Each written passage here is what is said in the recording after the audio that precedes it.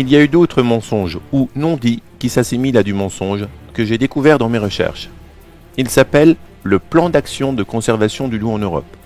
Ce document-là est pour moi un vrai plan de guerre, avec toutes les stratégies détaillées minutieusement. Il a été écrit sur les bases du manifeste de l'UICN, un peu compliqué, et on va donc l'expliquer par schéma. Le manifeste de l'UICN est une sorte de charte dont les lignes directrices ont été écrites dès 1973 et ont été adoptées en 1992 par le réseau loup européen. J'ai pas plus d'infos, mais ça peut être un lien avec les usines à loups de Boitany sur les plans de l'UICN. Regardons déjà le contenu de ce manifeste, la sorte de charte. Le respect de la pureté génétique des races localement adaptées incombe aussi bien aux organismes qui envisagent de réintroduire des loups dans la nature qu'aux jardins zoologiques qui pourvoient à ces réintroductions. Inversement, dans les régions à vocation essentiellement agricole, il n'est pas souhaitable de maintenir des loups ou de chercher à les réintroduire. Il convient de prendre en compte l'ensemble des facteurs socio-économiques, écologiques et politiques et de trouver des solutions avant de réintroduire le loup dans les régions biologiquement adaptées d'où il a disparu. Éducation. Une campagne dynamique d'éducation sera lancée pour obtenir le soutien de tous les secteurs de la population. Les actions suivantes semblent particulièrement adaptées. Campagne de sensibilisation par la presse, la radio, la télévision. Dans la partie recherche, il y a la recherche de méthodes de réintroduction des loups et ou de leur proie naturelle. Vous venez de voir le manifeste de l'UICN. Il est très clair dans ses objectifs et dans ses moyens. Je rappelle que l'UICN a contribué à créer WWF, expliqué dans l'épisode 2. On avait déjà expliqué aussi que Gilbert Simon avait des postes à l'UICN et WWF. 4 ans avant l'arrivée officielle des loups en France, le manifeste de l'UICN, qui inclut la réintroduction des loups comme moyen technique, avait déjà été approuvé et adopté par le Parlement européen le 24 janvier 1989 et demandait des mesures en faveur de la conservation des loups dans tous les États européens et invite la Commission européenne à accroître les moyens financiers pour permettre de soutenir la conservation des loups. En 1995, Jean-Marc Landry, avec le soutien de WWF, organise une réunion à Neuchâtel. Le manifeste de l'UICN forme le cadre du plan d'action de conservation des loups en Europe. Boitany en est l'auteur. Le financement de ce document est WWF. Les collaborateurs de ce document sont entre autres Benoît Lequette, du Parc national du Mercantour, et Jean-Marc Landry. Le plan d'action de conservation des loups en Europe est un véritable plan de guerre. Sur 90 pages, toutes les stratégies y sont développées minutieusement. Je ne vais pas tout mettre, car il ressemble beaucoup au manifeste de l'UICN, mais plus développé.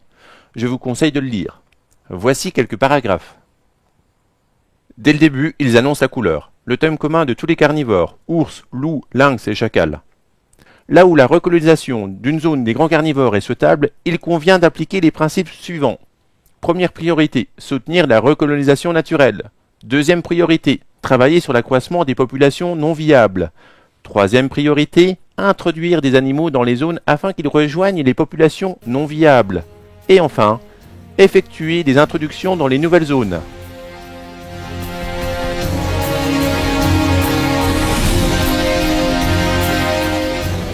Tout au long du document, de nombreux paragraphes sont intéressants. Voici quelques-uns relatifs à la volonté de réintroduction naturelle ou artificielle, ou les méthodes d'acceptation de la population.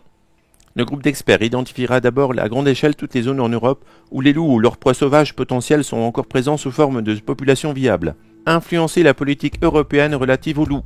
Il faudra faire pression sur les gouvernements locaux, nationaux et internationaux. La pression politique doit être associée à des campagnes de promotion efficaces. Ainsi peut-on aboutir à un changement dans l'attitude du public avec la collaboration éventuelle d'une agence professionnelle de relations publiques. Une évolution de l'opinion publique permet d'influencer plus facilement les politiciens, identifier les leaders d'opinion et les parties prenantes dans la gestion du loup. Informer les médias et leur demander de faire la promotion du loup. Par ailleurs, il est bon que plusieurs personnalités crédibles et connues défendent le dossier du loup, car à travers leur connaissance et leur notoriété, elles peuvent représenter un outil essentiel pour l'obtention et la conservation du soutien de la population. Identifier le besoin et l'utilité d'une campagne d'éducation au niveau local et national. Concevoir et mettre en œuvre une campagne de presse. Identifier des responsables de la gestion du loup crédibles et les habiliter à défendre le dossier du loup face à un public et à la presse. L'étude de l'identité génétique du loup européen est de toute première importance, en vue de pouvoir évaluer la nécessité et la fonctionnalité des actions de gestion telles que les éventuels programmes de transfert d'individus d'une partie de la population à l'autre, l'élevage captif, etc. Ce plan d'action a en annexe le manifeste de l'UICN expliqué précédemment. Monsieur Jean-Marc Landry, qui a élaboré ce document avec Monsieur Boitani, est connu pour aider les éleveurs à trouver des moyens de protection vis-à-vis des attaques de loups. Mais il est aussi l'un des acteurs essentiels à l'élaboration de ce document, qui inclut la réintroduction des loups. Je qualifie donc Jean-Marc Landry comme un pompier pyromane. C'est connu chez les pompiers, car ça donne du travail. Mais c'est maintenant et malheureusement connu aussi chez les spécialistes du loup. Le plan de conservation du loup, dont les bases sont écrites en 1995, entraîne un an plus tard la création du groupe d'experts qui s'appelle la LCIE. Il y a comme membres M. Boitani et M. Benoît Lequette. Ce dernier est remplacé par M. Marboutin en 2003, employé à l'ONCFS. En 1999, le Conseil de l'Europe adopte la recommandation 74 de la Convention de Berne. Dans celle-ci, elle rappelle la recommandation numéro 17, avec l'élevage de loups en captivité dans le but de les réintroduire, qu'on avait expliqué déjà dans l'épisode précédent.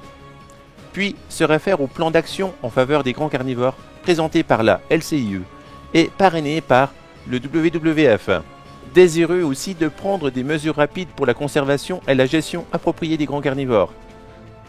Avec cette recommandation, le plan d'action de conservation des loups en Europe prend encore une fois toute son importance.